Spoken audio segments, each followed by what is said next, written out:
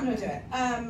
Public Defender, can you just talk a little bit about how you've seen this pilot actually impact what your work is in San Francisco? What are you seeing and hearing in courtrooms?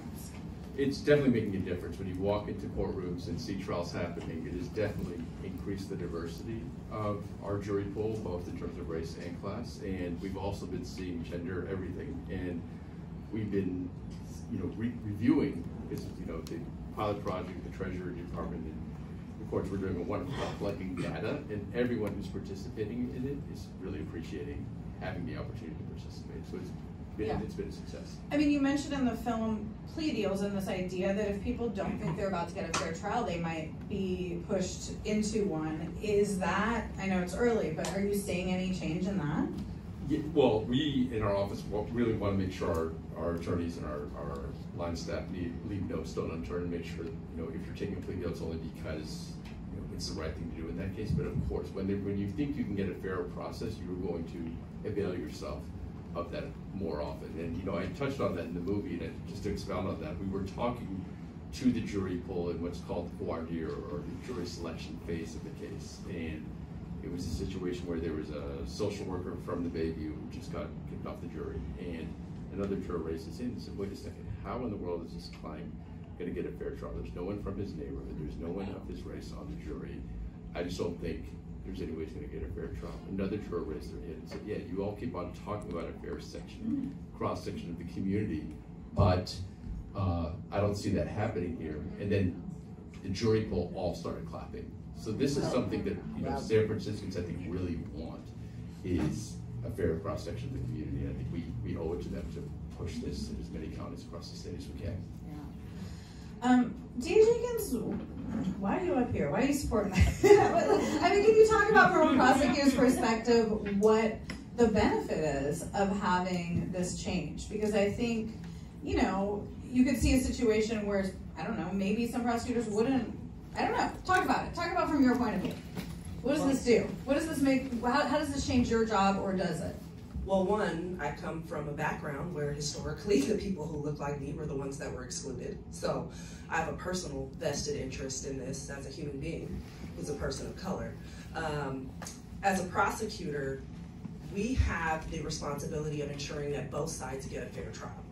Not just the prosecution, not just the defense, that the entire process is fair. That obligation rests on us and really on the court. And so for me, this is about making sure that both the defendant and the person who's been victimized feels like they get a fair trial. And I think I just want to talk about something which is sort of this belief system, and it's easy to stereotype, particularly Black people, that somehow that it only benefits the defense to have Black people serve on juries. And I think that it's inaccurate to paint it that way. I oftentimes have felt like Black jurors have been some of the main jurors that are more understanding of my case as a prosecutor, because they are the people who oftentimes live in the communities that are most affected by these crimes. And so I think making sure that we have cross sections of jurors who have real life experience benefits all sides of the case. I want jurors that look critically at our evidence. I don't want anybody being convicted because of what they look like or what neighborhood they come from. And so that's why I'm supporting this, and because I have seen as a prosecutor how many people of color, particularly Black and Latino, hardship off of juries because they can't afford it, and I know how significant it is that they deserve to participate. Yeah. Do you feel like this program, or just the conversation we're having, like, is it changing at all the way, I don't know, you guys are training prosecutors or thinking about these things? How have you seen it play out in your work in terms of internally? Certainly, we are always talking to our lawyers about effective jury selection. It is well known you cannot legally challenge or disqualify jurors based on race, gender, and many other protected categories.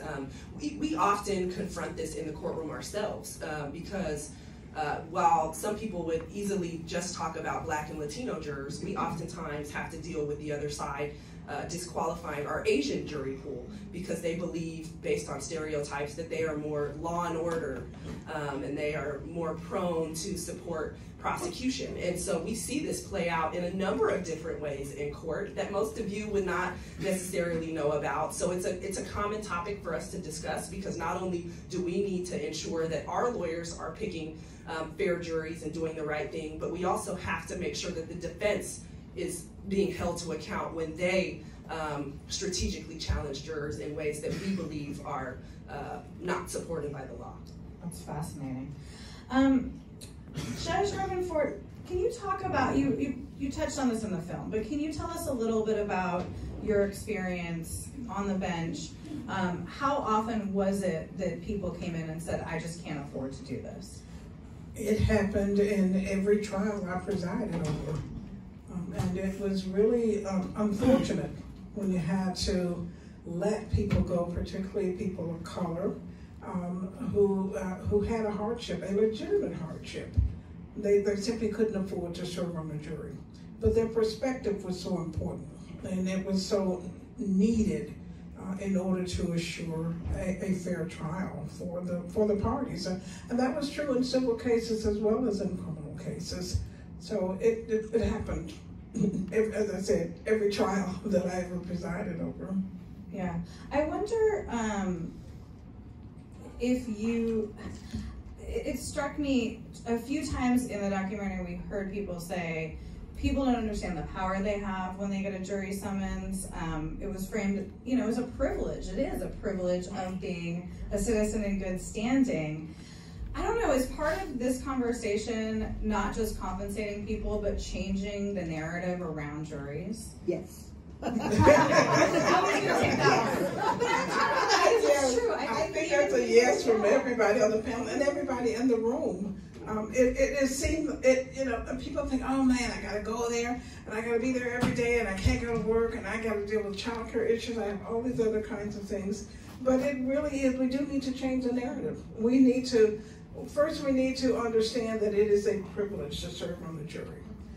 And a responsibility, and I would tell my prospective jurors, it is a responsibility of your citizenship to, when you get that summons, respond, come, show up.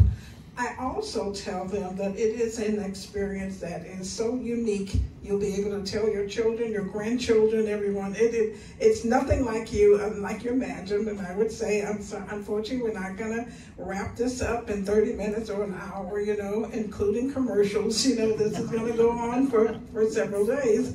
But it is a learning experience. And it is something that you will share and that you'll take with you. And people form friendships. We had people who would, the jurors, they would cook various dishes and everything. One jury panel, they created a cookbook, and so somebody would, and so they had that, and they exchanged contact information. They kept in touch. But it's a wonderful, wonderful experience. And so many people at the end of it said, you were right. I'm really, really glad I got to serve. I'm glad I got to learn. I'm glad I got to see what our justice system is like from this side. Well, that seems like a perfect segue to Gamage Carter, who did participate in this program.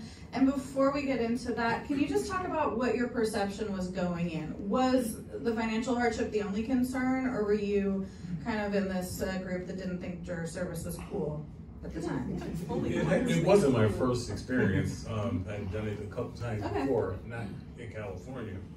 But I was going to do it regardless. It would have been a hardship, but I was going to do it regardless because I grew up in the era where as soon as we could walk, we were walking with my parents to vote. Mm-hmm. And the same thing with jury duty. And I remember my grandparents always telling me, if everybody is like you, what is your community going to be like?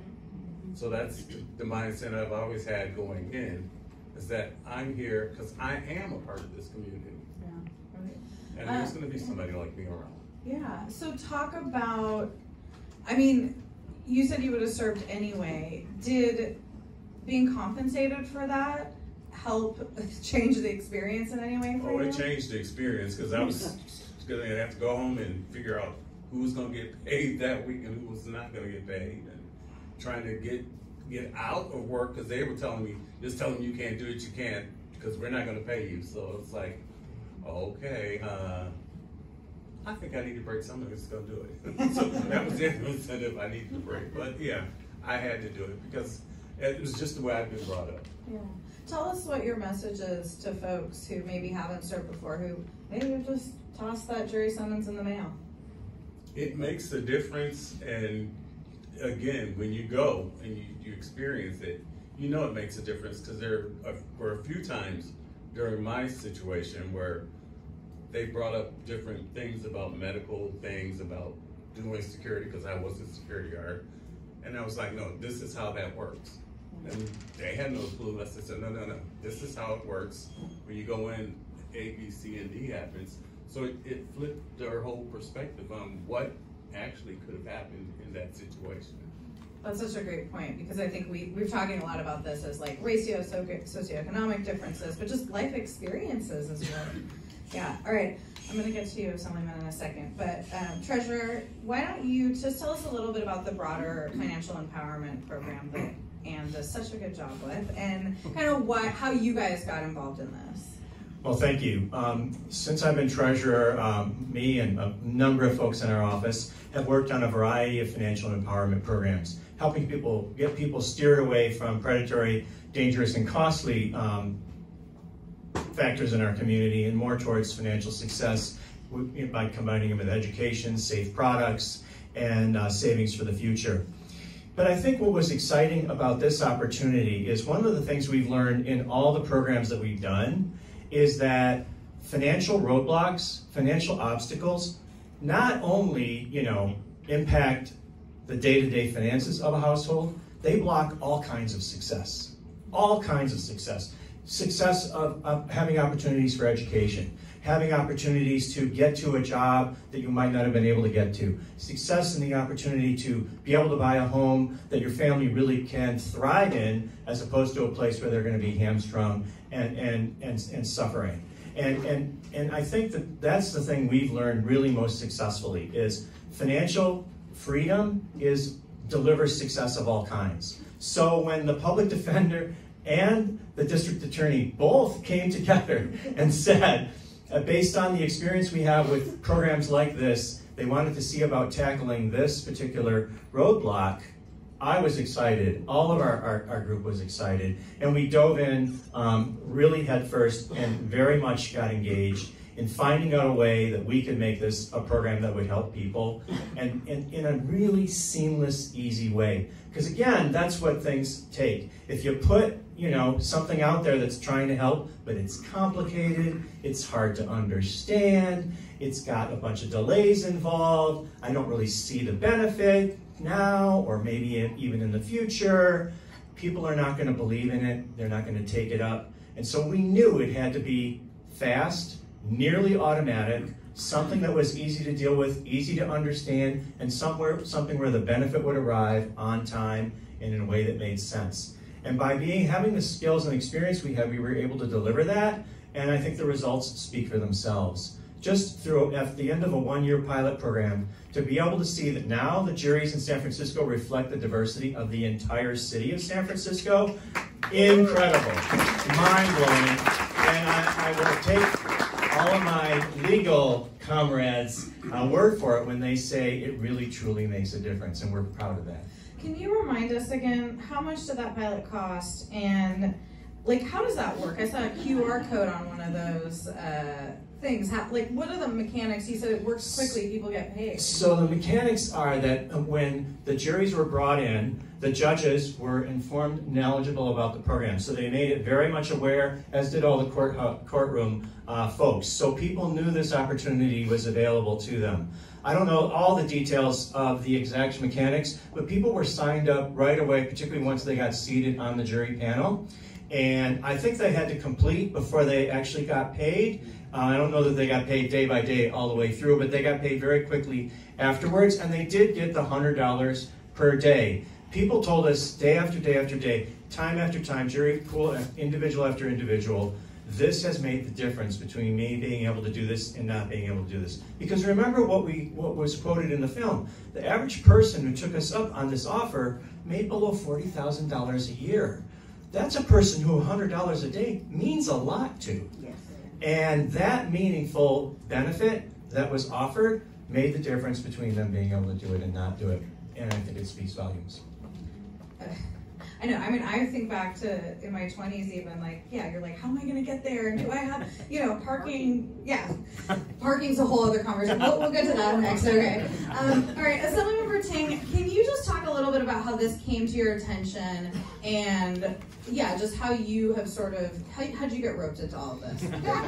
Well, we got approached by the Public Defender's Office a couple of years ago to start the pilot. They needed to have state authority to start the pilot, even though that they had raised the money privately, so we were happy. I was happy to author that bill a couple of years ago. And then this year, knowing that the money was running out, we were looking at how could we expand the pilot, and not just in San Francisco, but really around other counties. While we were able to get money in the budget of about $1 million for San Francisco, we weren't able to get it for the other counties. So we still have the bill. We're hoping to get the authority so that other counties can participate, and then we'll obviously be trying to get more resources down the road for them. One thing, again, you know, we talk all the time about everybody's allowed a jury of their peers, and we've been talking about it in a racial context. There's also an income context. I think we've sort of mentioned it, but just to make sure it's very clear that we know oftentimes in the courtroom, many defendants tend to be working class or lower income, and again, as was mentioned in the jury room, that's not a place where folks who work hourly or folks who really don't have much of a safety net can really afford to serve a few days, a few weeks. It's a major hardship. So I think that really changes the complexion too. So it's not just a racial complexion, but it's also ensuring that folks understand it from a completely different income level, and I think that really broadens that lens as well. Can you talk a little, I mean, the DA brought up that there's a misconception that, like, prosecutors wouldn't want a more diverse jury, and I think that's totally right, that people, I don't know, I think might just make assumptions. What was the conversation like in SAC? Was there any pushback to this? I mean, I'm sure money is always, money aside, like, was there a policy pushback? Yeah, no, I think people really understood the policy, and they couldn't refute it because the data is unrefutable about, again, that juries are not diverse, and the fact, and neither are folks who are in our criminal justice system. They are not diverse either. They represent a certain segment, they represent certain racial groups, certain income groups. We see who's continually in the system, and we see who's continually in juries, and those are two different groups of folks.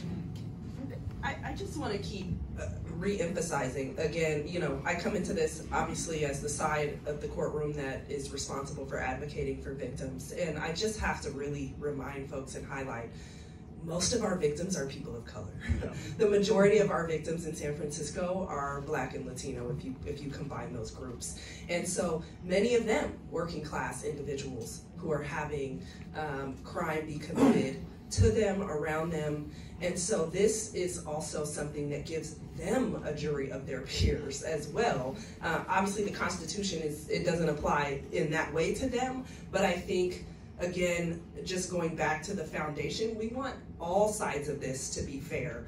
Historically, all white juries didn't just convict Black defendants in the past. You have to understand there were plenty Black victims that never got justice because of all white juries. Yeah, because what the data actually showed wasn't that this increased or reduced prosecutions, is that it made them more even, right? Do you want to jump in on a public defender? Yeah, go ahead. Yeah, well, sure. I mean, I just think it's really what we want is more just outcomes. And as District Attorney Jenkins and I said, this is one of the few areas we actually agree on, which is that we want people. Sometimes you have people from the very neighborhood where the incident occurred who are economically prohibited from being on that jury, and that's not something that's really going to produce just outcomes. But having said that, the number of times you've been in a courtroom and the juror walks in, and I practice in Contra Costa and here, and you turn around and the class says, "Well, I thought we're supposed to get a jury of peers. That doesn't look anything like that." I was in a courtroom once, and there was a judge who was particularly attuned to this issue, and there was a juror that both the district attorney and I both agreed should be in this jury, and she was saying, "Listen, I just can't afford to be here. I want to be here, can't afford to be here." And eventually, the judge pleaded with her, and she finally did it, but she just had to sacrifice that pay. It was a hardship to her family. We need to end situations like that. Yeah. I mean, Judge, do you think it is a jury of someone's peers if the folks, nobody on that jury has the same life experience? Well, it's not a jury of their peers, that of course is unfortunate. And I think that jury diversity is much like diversity on the bench. It's very important to have diverse judges in the courtroom. And when you have diverse judges in the courtroom and diverse jurors as well, people actually can feel better about the outcome of the case. So they know that there are people who have their various experiences that are like mine and that can take that into account. So I think victims will feel better about it if there are diverse jurors.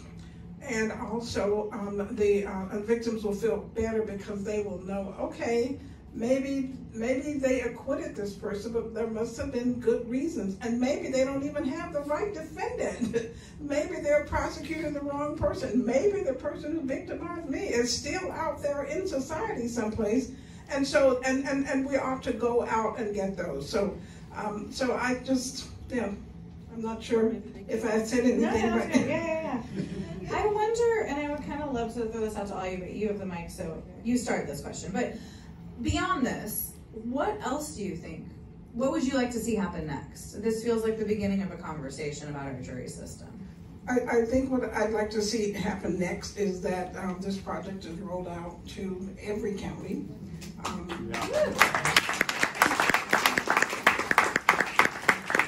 Let's find the money. Let's make it a priority. Let us do this critical and important, let us have this critical and important aspect of our democracy, of our justice system. So find the money, roll it out, increase it to $200. I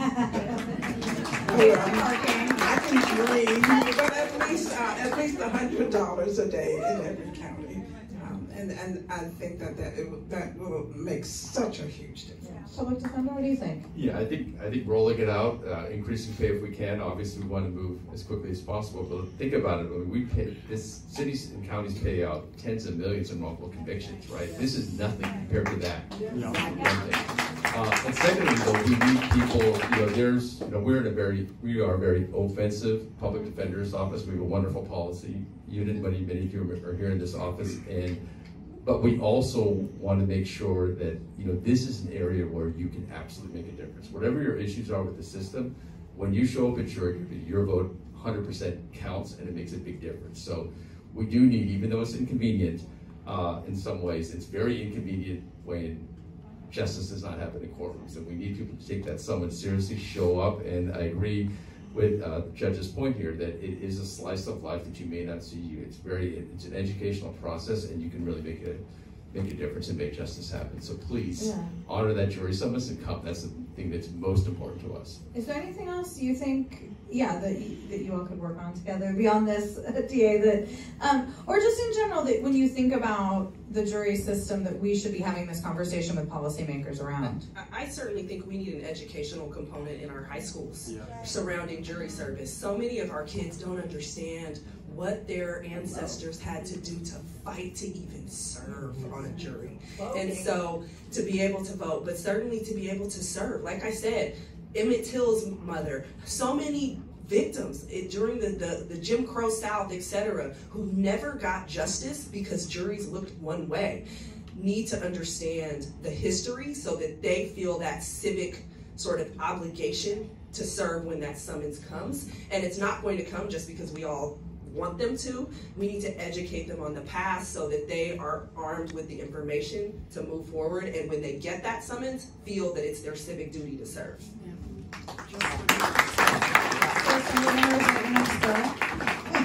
But I mean, seriously, from, you know, just from a sort of Sacramento perspective, I wonder, I mean, you know, we saw Nancy Skinner up here. Like, we've had a lot of changes in recent years, frankly, to rights for folks who have been convicted.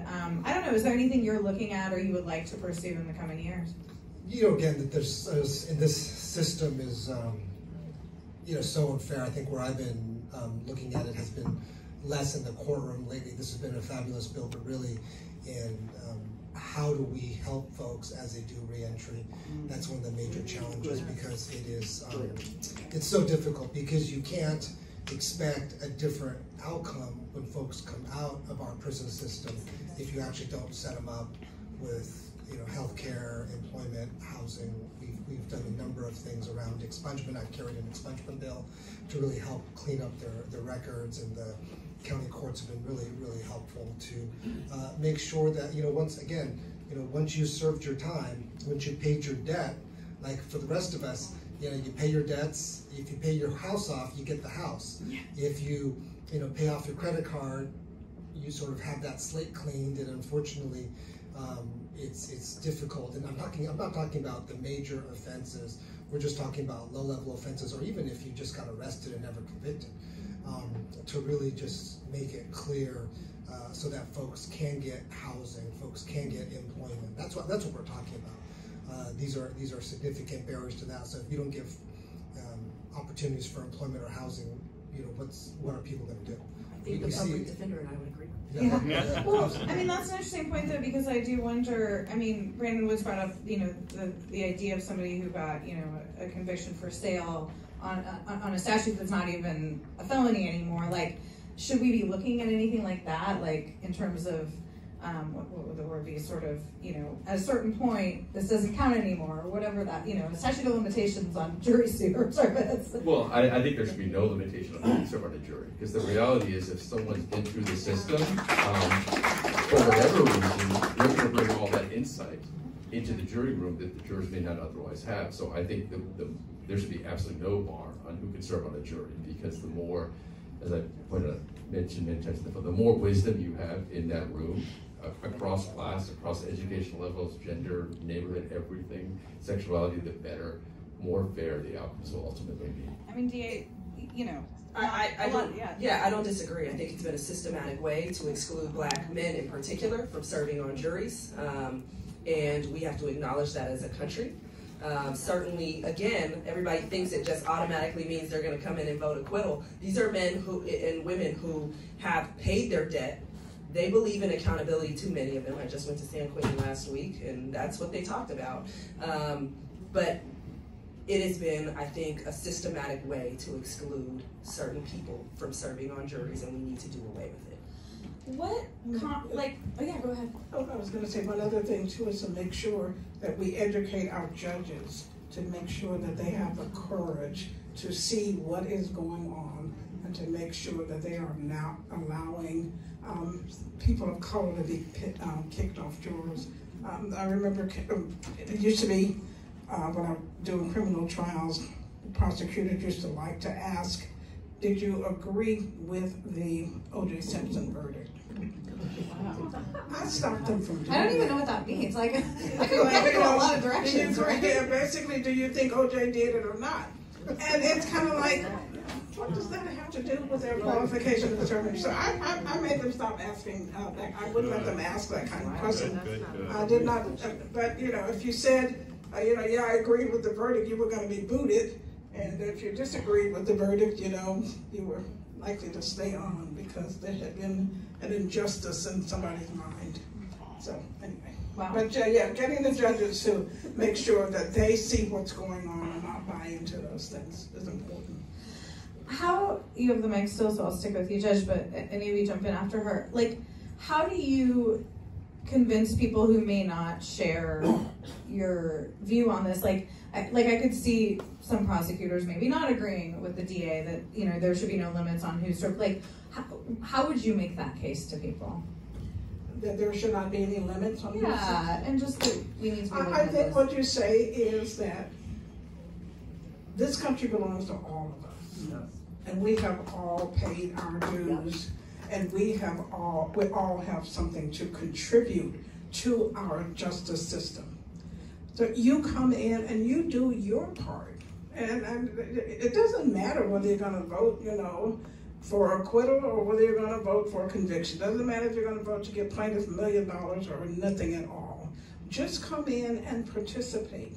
See what our system is like, and again, see it as your civic duty to do that, because people did fight, people died for the opportunity to have a justice system and serve on a jury. And there are some countries that will not let jurors, everyday person, serve on jurors. But you're important, your perspective is important, and we want to hear from you. So you try to welcome them and make sure that they come in. Anyone else want to jump in? We good?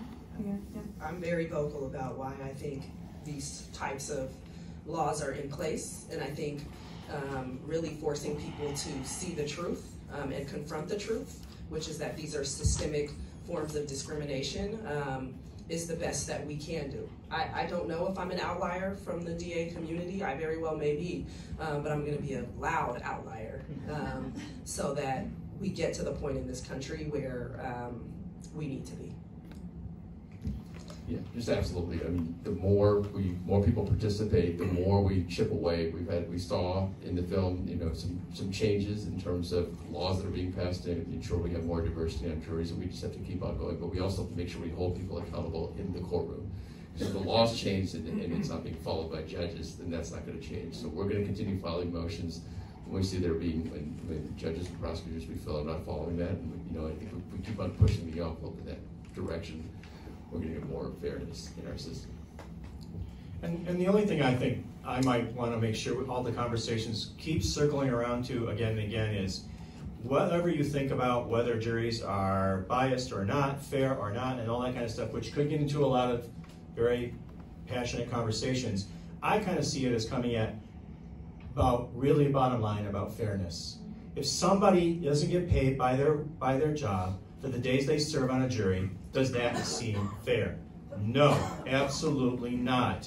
They should be compensated if they're going to lose out on their pay. It's as simple as that, and if we could just leave it at that, I think we'd be surprised how many people would say, yeah, that sounds fair. Why don't we just do that? Everyone else is getting paid in there. Exactly. We require all jobs to pay for it. Well, right, I was thinking in the state of the highest minimum wage, I think, in the country, we're giving people $15 a day. It's fine. All right, we're going to leave it there. Thank you so much, this panel. Thank you, Abby.